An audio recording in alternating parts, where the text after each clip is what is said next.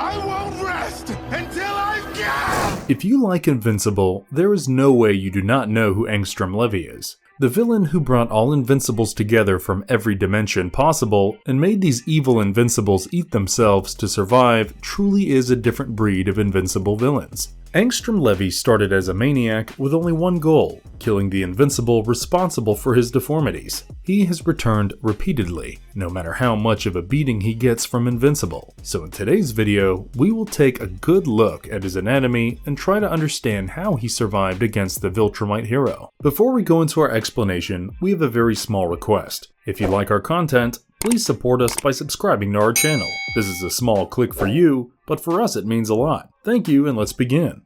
Who is Angstrom Levy? How does he become a monster-like being? This Dimension Walker of the Invincible universe does not have much of a past that we can learn about. Angstrom Levy is a young man who is a little older than our teen superhero, and he has an ability that makes him quite different from the rest. He has the ability to open portals and travel through different dimensions. In issue 16 of Invincible, we see him for the first time. We watch him open a portal out of nowhere and take another Angstrom Levy with him from the dimension where both Invincible and Omni-Man have joined hands and taken control of Earth. Escaping from that alternate universe, Angstrom Levy brings his doppelganger, rather an alternate version, into the dimension that we follow in the comics and animated TV series. It turns out that the Angstrom from this dimension has been going to every other dimension and getting himself from there. But this was because he wanted to bypass the drawbacks he was facing with his powers. There were two drawbacks that Angstrom Levy wanted to get rid of. Number one, he can only shift through dimensions. For example, if the place that he was at was marked as A in Dimension 1,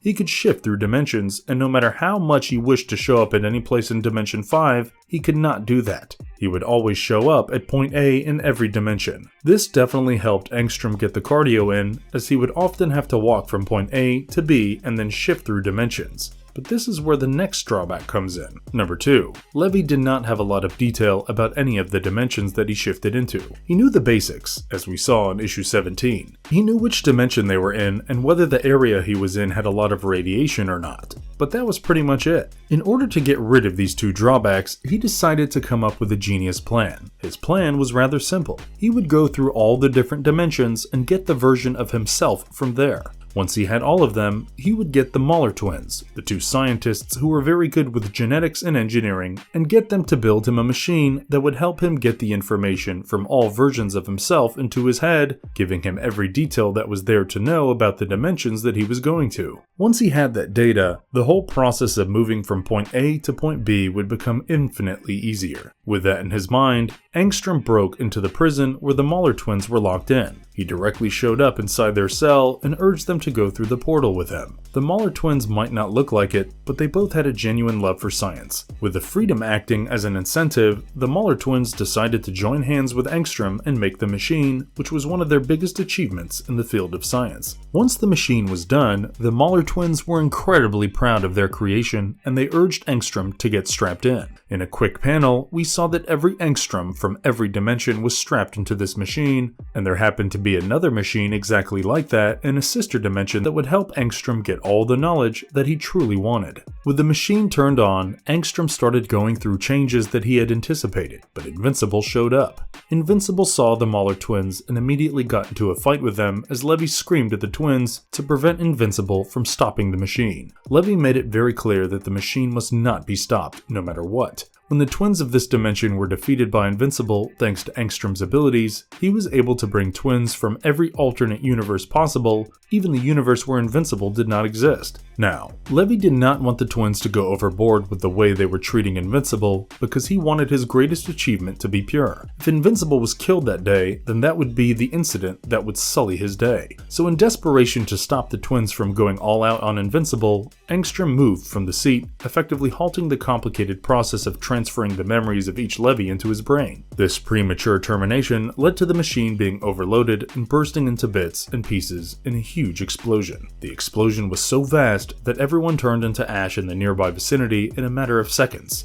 That included all the versions of the Mahler twins from the alternate dimensions and the clone of the Mahler twins of this dimension. Invincible was in shock seeing so many people being turned into dust in a matter of seconds, so when the Guardians of the Globe came under the care of Immortal, he went with them. Unbeknownst to him, the original of the Mahler twins of this dimension had survived, and he found out that Levy too had survived the blast. However, the premature termination of the process, which led to the explosion, also caused mutation to happen in the body of Levy, turning him into the grotesque version that we are so familiar with. Levy had not expected the grotesque mutation to happen though, so when he saw that he had mutated and transformed, he was not very happy about it. When he asked the remaining Mahler twin about it, he guessed that it could have been because Invincible was successful in turning the machine off. This led to Levy swearing that he would track down Invincible and make him pay for the mutations that disfigured Levy completely.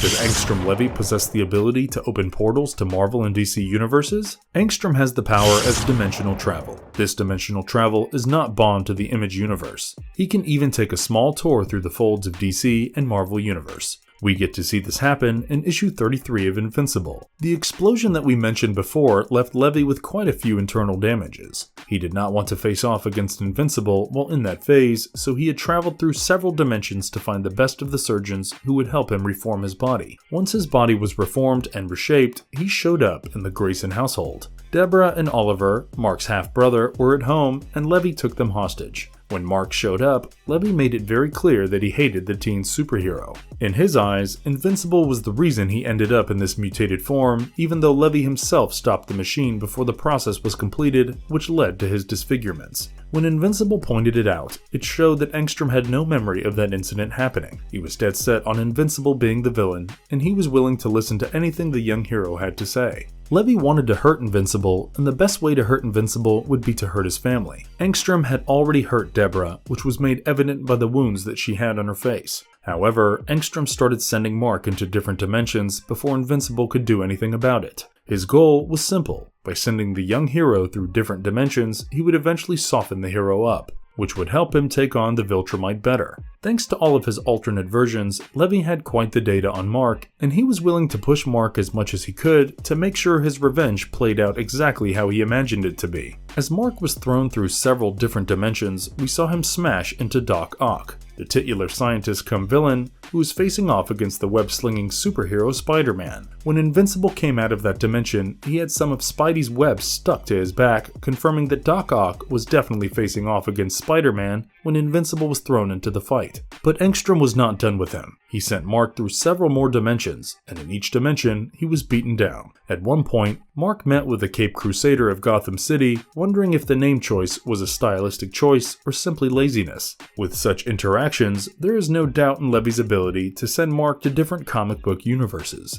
Does Angstrom Levy possess healing powers? How did he recover after a brutal wounding by Invincible? Now, while Levy was sending Mark through different dimensions, he made it very obvious to Deborah that he would hurt both Mark and Oliver. Understandably, Deborah was not having any of that. She was a mother, after all. How could she sit there and watch as a crazy guy went on and on about hurting her kids? So she armed herself with a lamp and hit Angstrom over the head. Now, ideally in this situation, Levy would be down, but as Levy had gone through some changes after that brutal explosion, he survived the hit on his head without batting an eye. Levy went to a race called the Technicians to get his body fixed after the explosion. These technicians fixed his internal injuries, and while they could not fix the deformity on his head and back, they gave him super strength. Owing to this ability, he snapped Deborah's arm like a twig and started threatening her with more pain when she decided to bring Mark back into the picture. When Mark came back into his home dimension, he noticed his other arm, and immediately the rage took over him. He decided to grab Angstrom and rain hell on him. Angstrom wanted that to happen, so together they tussled through several different dimensions until they landed on a seemingly barren land. Here, in a matter of seconds, Mark got the upper hand in the fight. Blinded by his rage, he kept punching Angstrom until his blood was covering Mark's face and hands. Covered in blood and completely dazed, Mark went into a little bit of a shock. The Guardians of Globe of this dimension showed up, saved Mark, and sent him back to his home planet. There, the whole situation was covered as a gas leak by Cecile, and Mark told him that he may have killed Levy. This supposed killing definitely put a lot of stress on Mark's psyche, But the reality was, Levy was not dead. In issue 60 of the Invincible comic series, we got to see the return of Angstrom Levy with a bang. The man really loved making an entrance, and he sure did. In this issue, we realized that while Mark was in a daze and walking away from Levy, thinking he was dead, Levy was still alive. His skull was fractured and his brain was spilling out. However, he still had enough energy to create a portal to the dimension of the technicians. Angstrom had anticipated that he would be able to come really close to Mark's strength and durability with the augmentations done on him, but he was not sure how much that would be, so he had the technicians on standby to patch him up the moment he came through. So that was what he did. The moment he opened the portal, the technicians took him in and patched him up to be human again, but this time he had a facial scar. Does he have a biomechanical hand? When Levy came back in issue 60, he did not come alone. He had a plan. He decided to collect all the evil Invincibles from different dimensions and use them against our Invincible in the home dimension. He wanted to tarnish the reputation of Invincible and destroy the world in one go. At first, there were more than 20 evil Invincibles. However, by the end of day 3 of this supposed phase 1 of his master plan, Angstrom Levy only had 8. He had promised all of these Invincibles that if they helped him defeat Mark Grayson of this universe, they would have whatever they desired. However, when the last 8 started asking unwanted questions, he sent them back to the dimension where Mark had beaten him up in their last face-off. With them out of the way, the original Invincible and Angstrom faced off. This time, when Angstrom tried to run away because Mark was about to kill him for good, Mark refused to let his hand go. This led to the portal closing on his hand, severing his hand from the elbow. Levy went back to the technicians, hoping they would fix him, but this time, the technicians had no intention of paying any attention to him. In their words, Levy and the technicians had a deal, and Levy failed, so now Levy would be their servant and not the other way around. When Levy made a reappearance in issue 65, he showed up with a biomechanical arm. The technicians had fixed him up, and in return, they wanted Levy to find them a new place where they could stay because the dimension they were from was far too harsh for their liking. Can the technicians control the body of Angstrom Levy? We have been mentioning the technicians a lot, but we have not yet discussed who the technicians actually are. So let us take a quick detour from Levy and his shenanigans and focus on who the technicians are. Introduced in issue 60, the technicians are 3 old men who seem to have had most of their bodies biomechanically modified. They are excellent physicians and engineers. They had saved Angstrom from the brink of death several times, and when Levy failed to achieve victory even after rallying together all the evil Invincibles from different dimensions, the technicians made it clear that they were expecting something in return from Levy, and that was where they could be gods. That was exactly what Levy provided them. In the 98th issue of the Invincible series, we saw a snippet of Levy and the technicians. Levy had been waiting for a while to go back and meet with Invincible. However, his rage-filled outbursts were not tolerated by the technicians. They were seemingly able to use the biomechanical advancements they made on Levy against him and use those to seemingly shock him into submission. Once they shocked him and told him to behave better, Levy explained how he had been of their service for quite a while. He had worked tirelessly and pulled every resource that he could from different dimensions to give the technicians a world where they were worshipped as gods.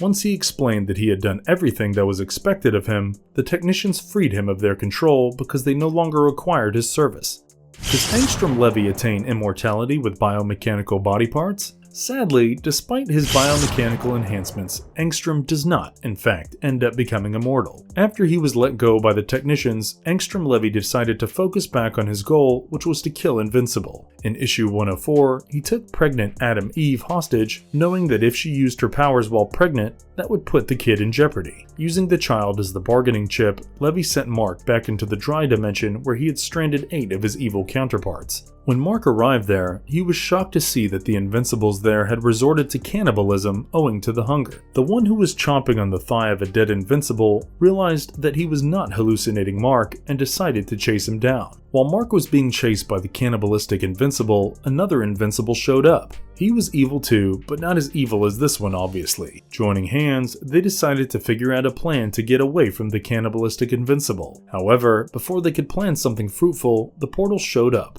Both Invincibles zoomed in and attacked Levy, but the orbs that Levy used as a weapon held them back. Turns out, while they were doing this, Levy had gone through a change of heart, thanks to Adam Eve. Adam Eve had asked him what his actual goal was, which led him to go down this path in the first place, and that question brought his senses back. He apologized to Mark and explained that some of the wires had crossed while he was filling himself with the memories of every alternate dimension. He understood now that this Mark Grayson, the one we followed, was an altruistic one and not a bad guy. He opened the portal for the other ex-evil Invincible, the one with the red mohawk mullet hairstyle, and told him that he could go back using that portal. But this Invincible was not going to forgive Levy as easily. He grabbed Levy and went through the portal, shutting it behind them. Mark tried to look for them for a while, and eventually, Robot figured out a way to take them there. In this alternate dimension, the evil Invincible had told the original Invincible to trust him with Levy. But when the Invincible showed up, the evil Invincible was not too opposed to show him what he had done. Turns out, he had hooked Levy to several wires and machines, trying to figure out what the source of his power was so that he could use the power to rule over different dimensions. However, before he could get into the details of it, Robot betrayed the Invincibles. He turned on a frequency which was almost inaudible but highly effective on Viltrumites, and using that, he stopped the two Invincibles. He shot through the scientists of this dimension and then burrowed something into the insides of evil Invincible and killed him. Then he took a blade and decapitated Angstrom, all because Robot had his own sinister plan and he did not think that Invincible fit in anywhere. The 108th issue ended with Invincible on the ground with his ears bleeding right next to the decapitated and strung up corpse of Angstrom Levy.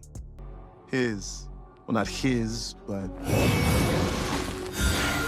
Marvelous verdict. With that, we come to the end of the reformed villain Angstrom Levy. While he started off with good intentions somewhere in the middle, he lost himself and decided that being hyper-focused on killing whom he thought was responsible for making him disfigured should be the goal. However, after several issues of fighting, when Levy apologized and surrendered, you truly feel that he is being genuine. He started out wanting to do good, and his emotions got the best of him, which makes sense. Anyone's facial structure is a huge part of their identity, and the deformities take his identity away from him. However, seeing him die in such a brutal manner, tortured and strung up like an experimental animal, was hard to watch. Even in his death, Angstrom Levy made sure to change Invincible's life for good. Would you say you agree with the changes he brought into the character arc of Invincible? And if you liked our content, don't forget to leave a like and subscribe to us if you haven't already. Have a good one and be safe. Thanks everyone.